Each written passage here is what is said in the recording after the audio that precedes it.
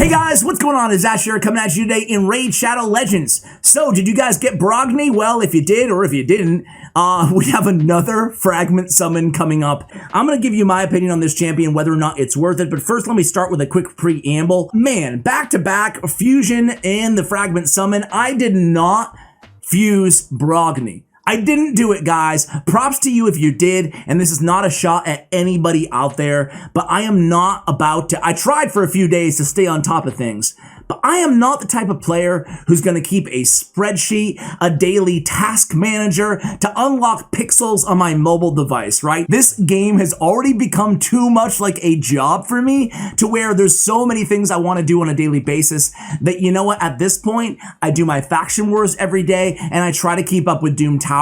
Anything in addition to that, to me, feels too much like a job and less like a game, and I'm just not going to do it. So that remains to be seen, you know, if I do this Fragment Summon. I'm going to try to, because again, Fragment Summons generally a lot easier, at least for me, than Fusions, because you don't have to worry about ascending and ranking up and leveling up these champions. You just get the fragments. That's all you do, right? But then, do you have the resources? Back to back, you know, champion Fragment Summon Fusions, that's a lot of stress on the player base. And one thing I worry about as a content creator, because you guys are the player base is my viewers, right?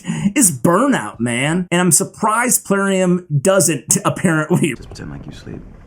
Just pretend like you were sleeping. You don't want this. You don't want people burning out on this game. You want people logging in, enjoying to play the game, right? Not feeling like they have to.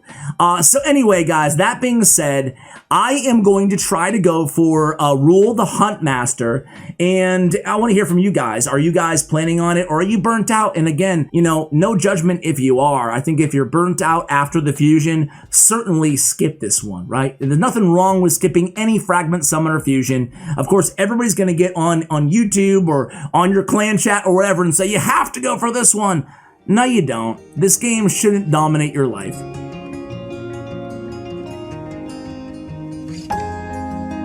With that said, you know, if you're still enjoying it and, you know, if you, like me, find Fragment Summons a lot easier than Fusions, then start out going for it. If something comes up in real life, do it, you know? Movie theaters are back open. Check it out. I saw Nobody, by the way. Man, I wasn't ready for it. I didn't know anything about it. I saw it by myself, empty theater at like midnight, right, in Providence, Rhode Island. And I gotta say, really good.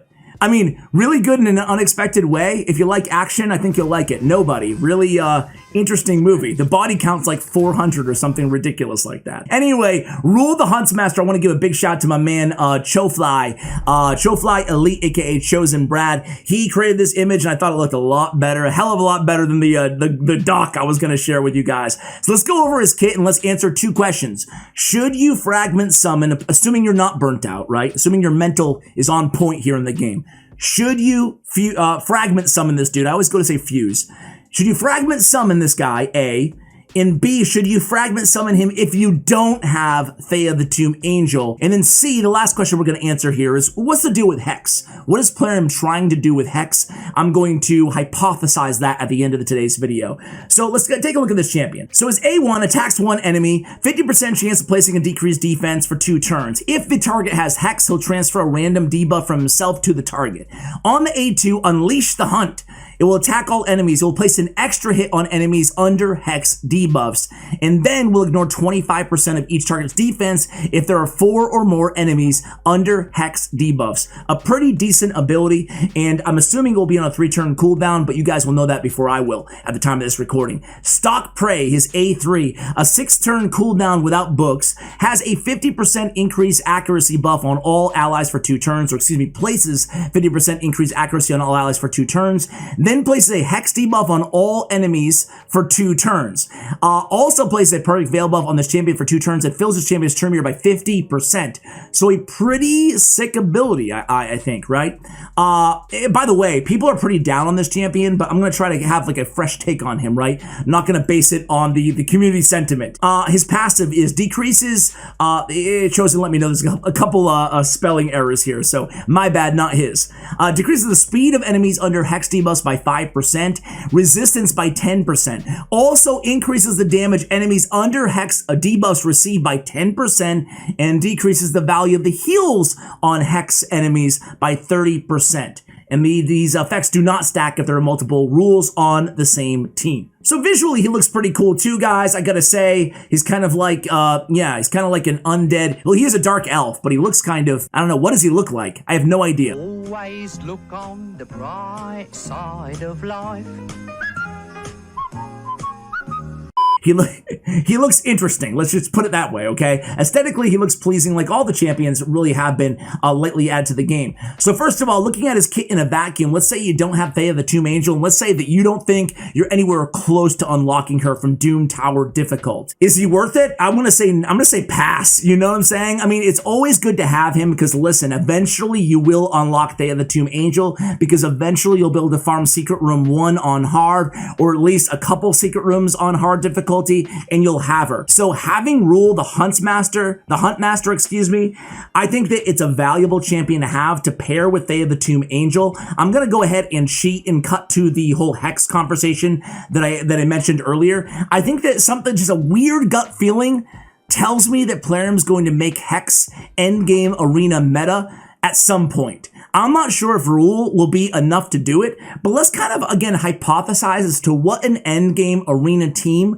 might look like with both Thea the Tomb Angel and Ruel. Let's pull up Thea for a second. All right, guys, so Thea the Tomb Angel, right? So I was very unimpressed with this champion. She frankly sucks considering where you're at in the game when you unlock her. You have way better nukers. 99% of people have better options out there than her.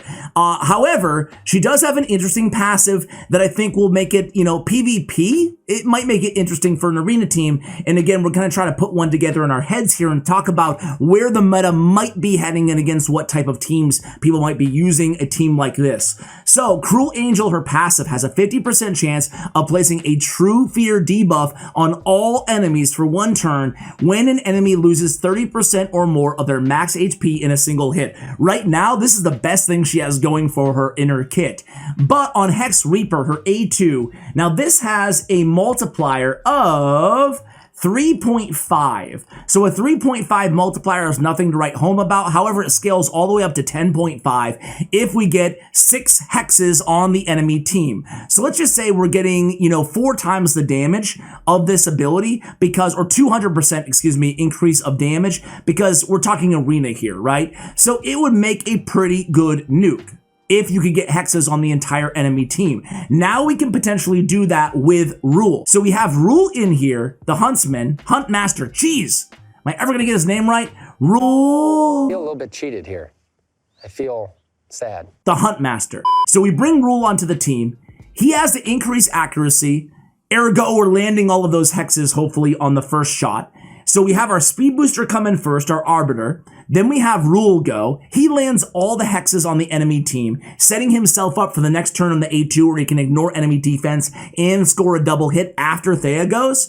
And then third up is our debuffer. So let's say if Madame Ceres goes, she has increased accuracy, so she's definitely going to be landing all the decreased attacks and all of the decreased defenses. Now this is going to be ideal against a defensive-based team, not against a very fast team, because very fast teams likely without a speed booster on our team will go first, okay? So Arbiter, Ruel, decreased defense, our debuffer, and then Thea comes in and nukes them all to death with her Hex Reaper. So is that a viable platinum, tier arena team? Is it a viable speed farming team? I think the answer is probably yes, actually. So I think that Ruel actually is going to be a nice complementary piece to Thea the Tomb Angel. Is it everything that we're looking for? Because at the same time, after Thea goes, if she doesn't kill everybody, hopefully she's CCing them, right? True fearing them. So I feel like that would have some nice synergy. And again, we're getting all of those extra passives off of Ruel as well, right? Or Ruel as well, right? So his passive, again, we'll pull it up, the non-sexy version, right? We have decreased speed, decreased resistance, also increases the damage they receive by 10%, decreases the value of heals by 30%. So I feel like this could be, we could be looking at, believe it or not, a champion who started out being one of the most underperforming, underwhelming champions in the game in Thea the Tomb Angel. I feel like she could actually be meta with a champion like Ruel. Is it going to be right in the here and the now? I don't know. I think that this could be an effective combination against high resist and high defense teams. It's not exactly meta right now, but I do think it's an interesting champion combination. So for that reason, I'm going to try to fuse or fragment summon Ruel because I have Thea. If you don't have Thea, this could be your only chance at Ruel, right? And otherwise, you just might have to wait for a 10-time event or wait to pull him. But at the end of the day, too, I feel very, very guilty almost recommending that you guys fragment summon this guy. You know, even if you do summon him and you don't have Thea, or you do have Thea, you know, you're gonna have to build him another champion. You're gonna have to book out, you know, who knows? You guys will already know this by the time this video goes live, but Aquarium has been notorious lately for adding a bunch of skill tomes to their fusion or fragment summon champions, so you might have to worry about all that. All for what? To build an arena team that might be meta? Is that worth it? What about PvE? You know, we have the decrease. Thea does, if she actually hit hard, she has a nice kit. She really does. But she hits so weak that no one even talks about it because it's not even worth talking about. But for each critical hit on her A1, where she places her hex that cannot be resisted for 5 turns at that, she reduces the Not of This World by 1 turn. So if she reduces by 2 turns, that brings it down to a 3-turn cooldown. She goes into the Perfect Veil. It grants an extra turn, you know, and then Hex Reaper gets an extra turn taken off of it as well because of that extra turn cycling the cooldowns. I don't know, guys. I don't know. You know, I'm gonna say that these champions together it could be a lethal combination. But at the end of the day, you know, although I love this game, I feel like I have to add this disclaimer. Although I really do enjoy the direction that they're taking this game in the last year, you know, shame on them for doing the back-to-back. The back-to-back. We don't want to burn out our players. And that's where I'll end this video. The same thought that I started this video with, guys, is, you know what? I would do it. I would go for it. If you have the resources, don't spend a bunch of money for this dude. He's not going to change your account in any way if you don't have Thea. So that's my opinion. Am I kind of right? No. I'm very right. Hopefully it doesn't come back to bite me. But I don't think if you don't have Thea and you don't see yourself getting Thea anytime soon, I would not spend a bunch of money trying to get him. You know, that's just my take on it, guys. If you do have Thea or you expect to get Thea in the next, you know, few months, I'd probably go for it if you have the resources and if you have the patience and the mental, you know, if you haven't been hit by the mental fatigue that a lot of players in this game have felt recently. So guys, what do you think of this champion? Let me know below. Are you going for this champion? Can't wait to read your comments and see what you think about the synergy potential between these two champions and what you think about kind of the burnout that's plaguing, I'm sure, a lot of players out there with back-to-back fusion/summons. Guys, thank you so much for watching till the end of this video. I appreciate you guys. And as always, take care.